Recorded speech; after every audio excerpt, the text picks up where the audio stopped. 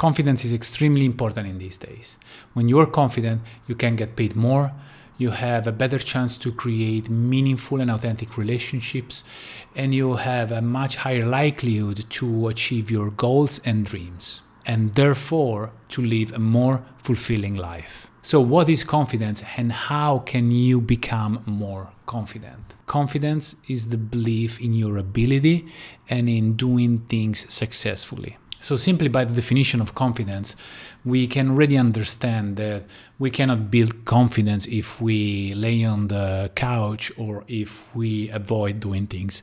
Basically, the belief of confidence is built upon try things, facing challenges and facing our fears, and try to do hard things, things that are outside our comfort zone. One of the main things that I find interesting about confidence is that somehow it seems that the society have taken this concept completely backwards. It's almost like people believe that you either have or you do not have confidence, and therefore if you have confidence, then you're more likely to try things, to put yourself under the spotlight, to maybe lead other people. But this is basically psychologically wrong, because this is not how it works. In fact, it is completely the opposite. When we try things, when we put ourselves outside our comfort zone, when we do hard things, the simple fact that we are trying, that we are willing to try, that builds confidence. So confidence is built exactly when we don't do the obvious easy things, when we make the proactive choice of doing something that we can achieve only if we put some effort into it. So in a very simple way, I believe that confidence is the habit of being willing to try. In fact, at the heart of confidence lies action.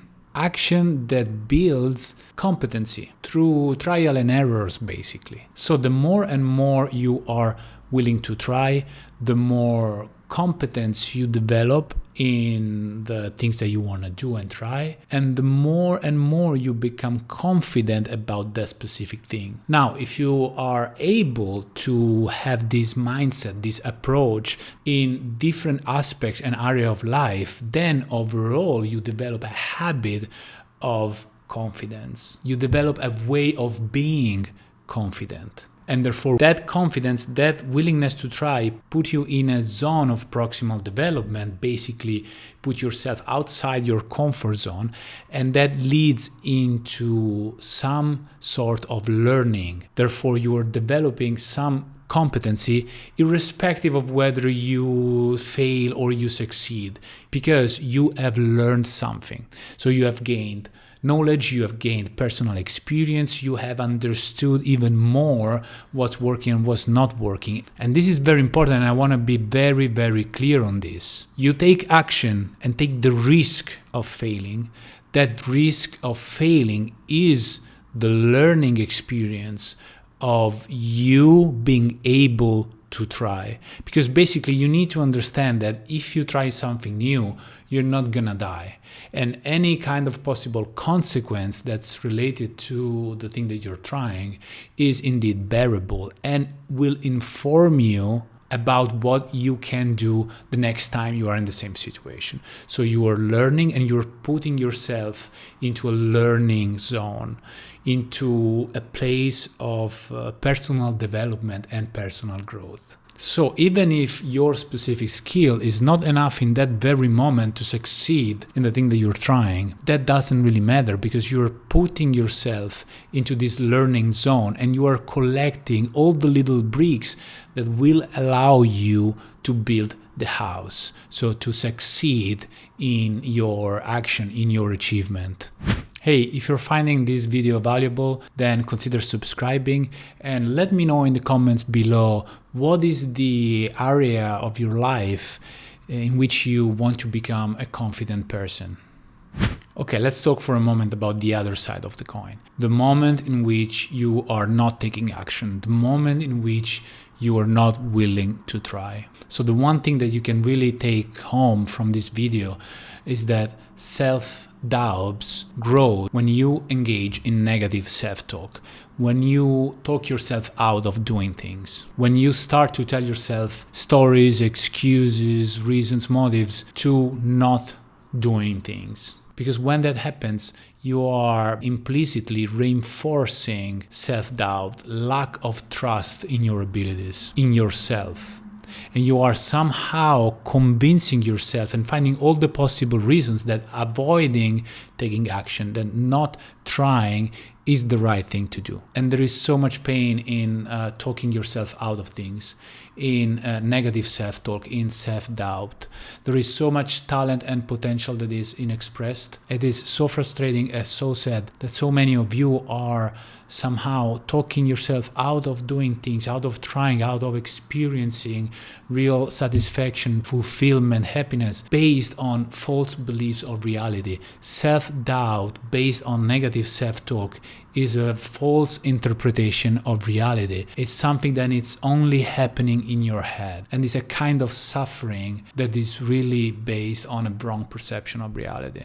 Think about it for a moment. Lack of confidence, self-doubt are based on things that we have experienced in the past and that we have decided to attach a meaning to those experiences. And then now we're holding on to this meaning, and this is dictating our lack of confidence, our lack of willingness to try. So I beg you, really beg you, try to rethink for a moment about how self-doubt and a series of negative thoughts and negative self-talk is affecting your life. It's not really your lack of abilities, it's not really your lack of confidence, it's not really what you are driven for that is actually driving your life. It's holding on to past experiences, to hard memories, and to beliefs that somehow represents a false interpretation of reality. You're putting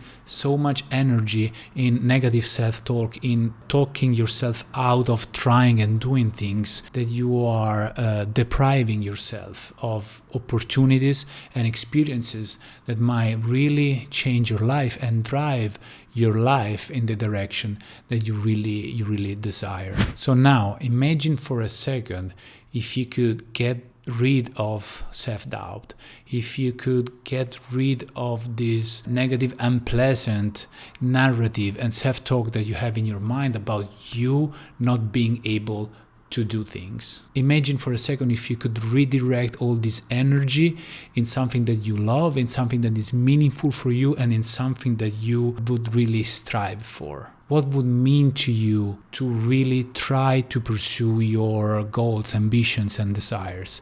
What could you achieve if you don't have this fear, this doubt, this crippling inner critique about yourself? So let me tell you a story. When I was a graduate student, I attended a course during my studies in organizational communication. There were more than 150 students enrolled in the course, and the teacher, the professor at the time, invited us to think about whether we wanted to do the exam in Italian or in English. There were some advantages in taking the course in English, but the very first day of the course, the professor informed us about that possibility at the very beginning of the lecture. So he gave us some time to think, and basically at the end of the lecture, after a couple of hours, he would ask the students, all of us, who wanted to take the examination in English. So I remember that I have been thinking about this decision for 2 hours straight. I was agitated and nervous because I wasn't sure, would I fail if I do it in English? I was thinking about my future studies. I wanted to ask that professor to be my supervisor for my master thesis. I knew that there were also other important academic possibilities related to that course, that exam, and eventually the likelihood of doing the master thesis with that professor. It was a pretty tough decision for me. That was a pretty intense 2 hours where I was basically kind of betting my future studies, my future months at the university upon that decision. And I wasn't confident at all. I was scared. I was talking my way out of trying that. And I was basically telling myself that I wasn't good enough, that I wasn't capable to do a good exam in English, and therefore if I would have tried to do that in English, then everything could go wrong. Now what happens is that at some point while I was lost in my thoughts, the professor asked, who wants to do the exam in English? Something that kind of like took me unprepared and unexpectedly. I needed to respond, and then panicking a little, I raised my hand. What happened is that it was only me and another student. Out of 150 students, 2 of us raised their hand. So now, to cut the story short, that was a very, very good decision. I started my academic career thanks to that decision. The exam went well. I was selected to be one of the outgoing students for international exchange and so forth. And I had a very successful academic career as a professor at the university. But I can tell that that moment, that lack of confidence moment, could have prevented me to live amazing experiences that I had only because I were willing to try. So the question is, how can you become more confident? How can you become a confident person? Here is a 3-step strategy to develop your confidence muscle, your confidence habit. So the first step is to sit down and reflect upon the areas of your life in which you want to become more confident. Because confidence is a mindset, is a mental habit of being willing to try things that are outside our comfort zone, then we need to be more aware about where we lack confidence. And one simple answer, unfortunately, that I get a lot of time from my clients is, I lack confidence in everything. I'm not a confident person. But that's not entirely true. If you really sit down and take your time to reflect and write down what specific areas of life are for you more difficult and in which you lack confidence, then you will find specific areas. So the first step is to sit down and write in which areas of life you lack confidence and you would like to become more confident. This is important because this awareness is going to prepare you, to prime you to make the confidence decision, to make the jump and be willing to try the next time that the situation arises. Also, by doing this reflection, you will understand that if you try to do something hard or more difficult or outside your comfort zone, then you're not gonna die. Maybe you will not succeed the very first time, but you will not die. Therefore, you will be learning. You will create for yourself the opportunity for growth and learning. Step number 2 is the step in which you have actually the opportunity to build confidence. Now, in those situations in which self-doubt and fear and lack of confidence built in, now that's your window of opportunity to make a decision. You need to become aware that that's the time, that's your opportunity window to build confidence. How you do that? Exactly by recognizing that you are now experiencing that self-doubt, that inner negative self-talk, and it's almost like an internal alarm going off. So the emotion is your compass. The fear, the self-doubt, that's your compass. That's your information about now is the time. Tell yourself that you are now talking to yourself negatively, that you are reinforcing the self-doubt and you want to stop. Count backwards from 5 to 1, 5, 4, 3, 2, 1, and you have created the opportunity for confidence and personal growth. Step number 3, now that you have this opportunity, go for it. Try it. Remember, action is your most dangerous weapon for creating confidence, for you to become a more confident person. Now I want to be very clear on this. It doesn't matter if you succeed or fail.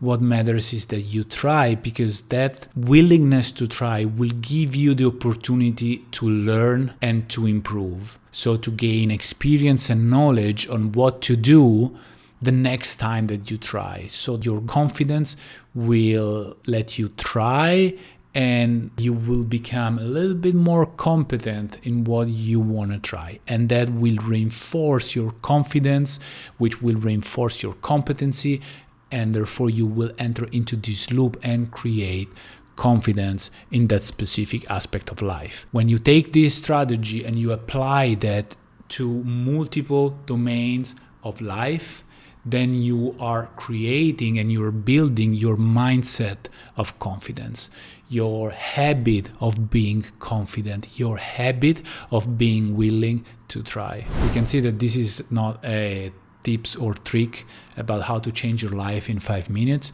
but I'm sure that with consistency, effort, perseverance, then you will be able to get all these little bricks step by step, little by little, and finally create the house of confidence that you're really striving for. Thank you for watching. Don't forget to subscribe for more videos like this.